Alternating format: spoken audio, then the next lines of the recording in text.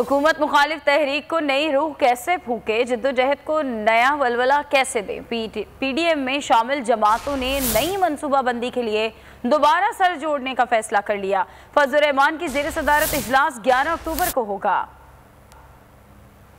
हुकूमत मुखालिफ तहरीक में तेजी कैसे पैदा की जाए, हुक्मरानों का घेराव करने के लिए कौन सा ऑप्शन इस्तेमाल किया जाए, महंगाई को बुनियाद बनाकर सड़कों पर आए या फिर नैब कार्रवाइयों पर हुकूमती इकदामात का पर्दा चाक किया जाए। पाकिस्तान डेमोक्रेटिक मूवमेंट में शामिल हिज़्ब इख्तिलाफ की जमातें एक बार फिर मेज पर बैठ रही हैं।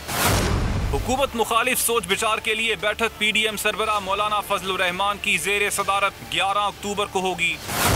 इजलास में नून लीग के ताहयात कायद नवाज शरीफ वीडियो लिंक के जरिए खिताब करेंगे। इजलास में शहबाज शरीफ, महमूद खान चकजई, अख्तर मेंगल और आफ्ताब शेरपाओ शिरकत करेंगे। इजलास में प्रोफेसर साजिद मीर, शाह वैस नूरानी, मीर कबीर मोहम्मद शही, मौलाना अब्दुल गफूर हैदरी समेत दीगर कायदीन शिरकत करेंगे।